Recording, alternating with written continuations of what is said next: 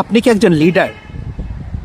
এই প্রশ্নটা যদি আপনাকে করা হয় এবং একটা তাৎক্ষণিক উত্তর আপনাকে দিতে হয়, তাহলে আপনি কি ভাববেন?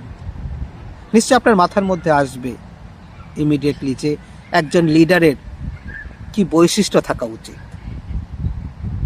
এটা নিয়ে একটু বিশদে আলোচনা করার আগে আমার সম্বন্ধে একটা ছোট্ট ইন্ট্রোডাকশন দিয়ে দিই।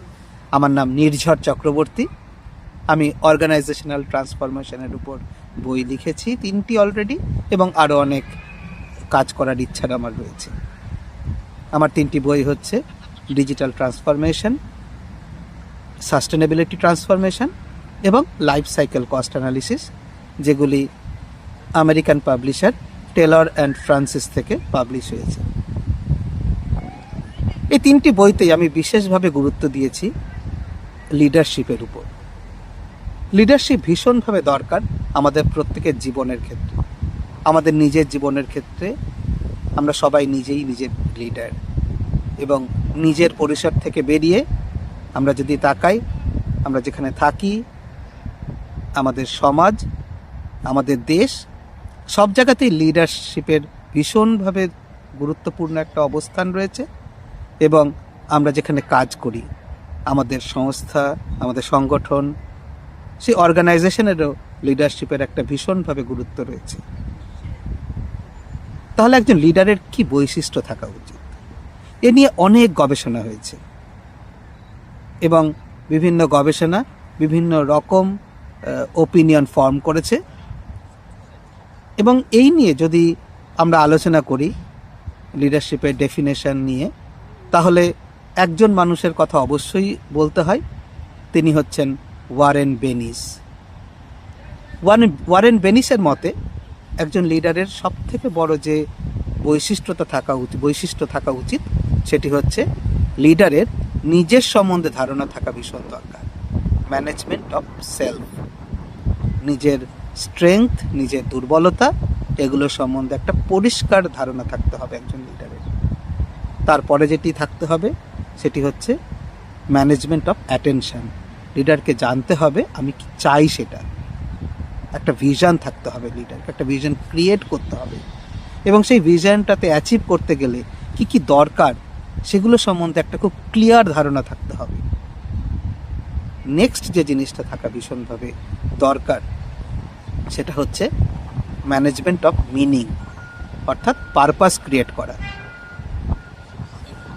একজন লিডার হিসেবে আমি একটা ভিশন ক্রিয়েট করলাম, কিন্তু আমাকে সবাইকে সেই ভিশনের সাথে অ্যালাইন করতে হবে। সবার মধ্যে একটা পারপাস ক্রিয়েট করতে হবে যে কেন সেটা আমার দরকার, সেটা বোঝাটা লোকের ভীষণভাবে দরকার। এবং সেই জন্য লোককে আমাকে কমিউনিকেট করতে হবে, লোককে বলতে হবে আমি কি চাই, লোককে আমার ভিশনের সাথে যুক্ত করতে হবে, লোকের মধ্যে একটা পারপাস ক্রিয়েট করতে হবে, তবেই তো লোকে আমার সাথে আসবে। সুতরাং কমিউনিকেশন এবং অ্যালাইনমেন্ট ভীষণভাবে দরকার এই পারপাস ক্রিয়েশনের জন্য। এর পরবর্তীতে যেটা দরকার সেটা হচ্ছে ম্যানেজমেন্ট অফ ট্রাস্ট। আমাকে পথ চলতে হবে লোককে নিয়ে, সুতরাং লোকের আমার উপর ভরসা থাকতে হবে, এবং যে পারপাসটা ক্রিয়েট হয়েছে সেই পারপাসের উপর ভরসা রাখতে হবে, এবং যে ভিশনটা ক্রিয়েট হয়েছে সেই ভিশনটার প্রতি লোকের ভরসা থাকতে হবে, যেটাকে বেনিস বলেছেন কনস্ট্যান্সি। একটা ধারাবাহিকতা থাকতে হবে। আজ আমি এটা ভাবছি, কাল ওটা ভাবছি, পরশুদিন অন্য জিনিস ভাবছি, সেটা করলে চলবে না।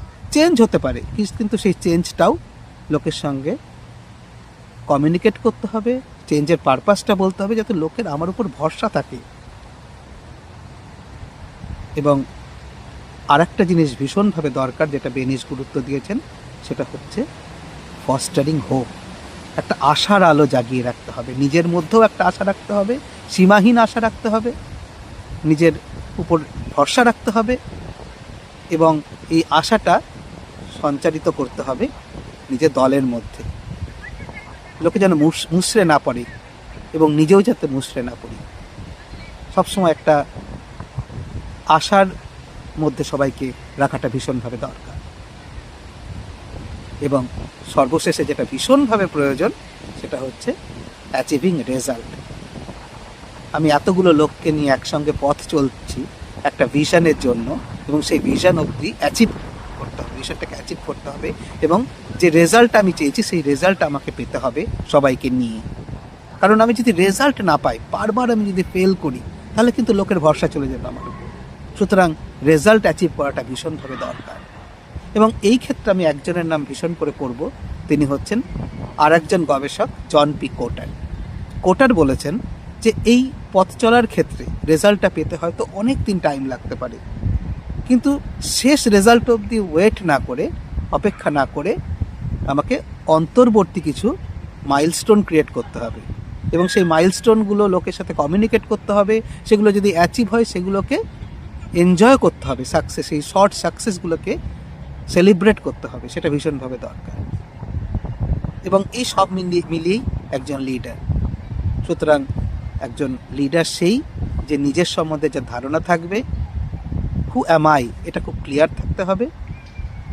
পরে যেটা থাকতে হবে সেটা হচ্ছে ভিশন ক্রিয়েট করতে হবে, ভিশন থাকতে হবে মানুষটির মধ্যে।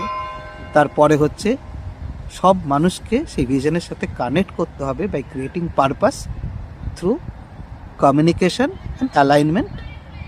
এবং তারপর যেটা থাকতে হবে সেটা হচ্ছে একটা ভরসার জায়গা তৈরি করতে হবে, ট্রাস্ট ক্রিয়েট করতে হবে, ফস্টারিং হোপ, একটা আশার আলো সবার মধ্যে জাগিয়ে রাখতে হবে পথ চলার ক্ষেত্রে, এবং শেষ অবধি রেজাল্ট অ্যাচিভ করতে হবে।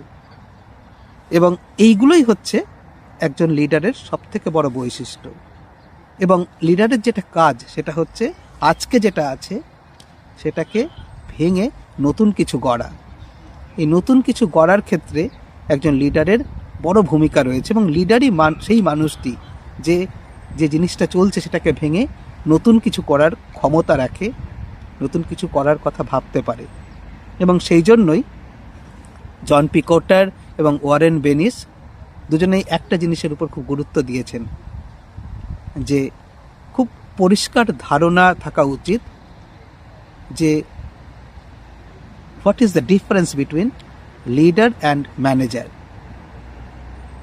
লিডার হচ্ছে সেই যে এক্সিস্টিং যে জিনিসটা চলছে সেটাকে ভেঙে নতুন কিছু করতে পারে, আর ম্যানেজার হচ্ছে সেই যে এক্সিস্টিং যে জিনিসটা চলছে সেটাকে আরও বেটার ওয়েতে করতে পারে। দুজনেই ভীষণ দরকার একটা অর্গানাইজেশনের পক্ষে, দুজনেরই গুরুত্ব খুব ইম্পর্ট্যান্ট, দুজনেই খুব গুরুত্বপূর্ণ মানুষ, কিন্তু দুজনের রোলটা ভীষণভাবে আলাদা। সো যেটা জন পি কোটার বলেছেন যে leader do the right thing and managers do the things right. এটাই হচ্ছে একজন ম্যানেজারের সঙ্গে একজন লিডারের ডিফারেন্স, এবং এটা সম্বন্ধে পরিষ্কার একটা ধারণা থাকা খুবই দরকার যখন আমরা লিডারশিপ নিয়ে আলোচনা করি। এবং এইগুলোই হচ্ছে একটা ব্রড আন্ডারস্ট্যান্ডিং অ্যাবাউট লিডারশিপ। আমরা পরবর্তীকালে আরও আলোচনা করব লিডারশিপ নিয়ে, বিভিন্ন থিওরি লিডারশিপের কী রয়েছে, বিভিন্ন গবেষক লিডারশিপ নিয়ে কী কী কাজ করেছেন সেগুলো নিয়ে, এবং এই আলোচনাটা আমাদের চলবে। ধন্যবাদ।